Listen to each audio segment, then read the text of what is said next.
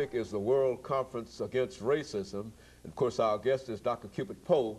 And Dr. Poe, during this last segment, let's give you an opportunity to sort of wrap up some of your activities in Africa dealing with the World Conference Against Racism, and to talk about some of your other impressions about the people of South Africa and how they are reacting to some of the problems that they are faced with, and et cetera. Okay. One of the problems that stands out is the problem of poverty. Very widespread. You have shack settlements.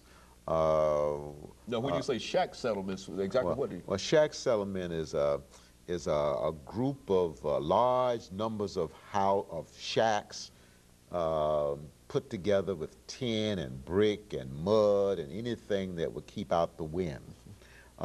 They are small, the size of the average American living room. Anywhere from 9 to 10 people may live there. No electricity, no running water, no toilet facilities, and they're right next to each other. Seemingly they developed as a result of blacks being brought to the urban area to work in the gold mines, in the diamond mines, as well as townships. These are large areas where blacks live, the equivalent of the ghetto here in America. And so the poverty in the townships, the poverty in the shack settlements is very, very prevalent. And so poverty is a big factor. What I learned at the conference was where you have that degree of poverty, suspect racism. Suspect it, okay? People, if given adequate opportunity, will try to advance themselves, all right? On the other hand, if they are oppressed and prevented from advancing themselves, oftentimes poverty is a result, and poverty breeds poverty. That's one of the outstanding things that I learned. The other thing that I learned, I visited a school in one of the townships outside of Durban. The name of the school is Kathala School. It has students there from primary up to grade 4. And there are 800 kids there and 22 teachers. They don't have adequate classrooms. They have 10 classrooms for 800 children. 6 of the classes each day, school day, have to meet outside. They have no playground facilities. But the amazing thing about the students is that in the classrooms that I visited, they were average about 40 to 45 per classroom. They were surprisingly disciplined. No talking to each other as I was standing there being introduced, no disruption. They were attentive, and it's an amazing thing that the girls look like the boys because they cut their hair, okay? But the instructor said, I said, you know, your students are more disciplined than our students. And she said, well, one thing, part of the African family tradition is to teach respect. We teach our children respect for their elders and respect for one another. I said, now, do you mean by respect love? And she said, yes, that's exactly what I mean. She said, we also emphasize respect here at the school. And I said, how do you teach respect? How do you teach love? And she said, well, we come down on their level.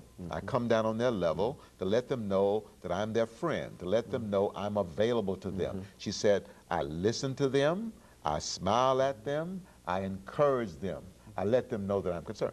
I had never before in my life, I think, asked somebody to explain to me how you show love for another person. She did an excellent job. She helped me to see that one of the deficiencies in our culture, in the American culture, is that we have forgotten, I think, to teach one of the most important things we can teach in a school system or a child is respect or love.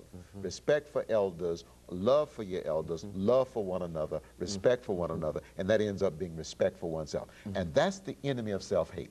For you see, as I said, racism essentially is self-hate. And I think it's a byproduct of the fact that we teach so many other things. We teach the acquisition of wealth. We teach the pursuit of success, same thing, okay?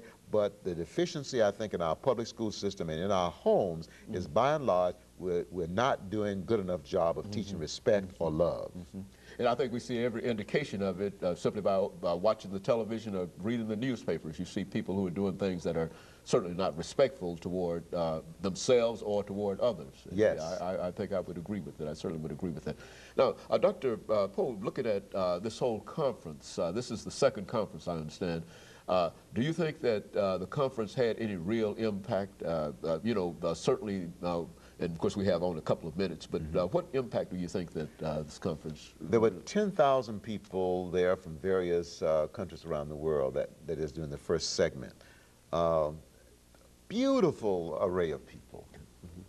These people networked with each other, they talked with each other, they shared with each other, and that's how I was able to broaden my perspective. It wasn't so much what was being reported in the press. Now, the press was talking about the controversial issues of reparations as well as the Palestinian question.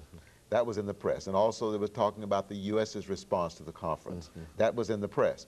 And there were some people who believed that unless the conference could agree on a position that was acceptable to most of the delegates about the Palestinian question, unless they could agree on the position that the conference should take regarding reparations, that the conference would not be a success.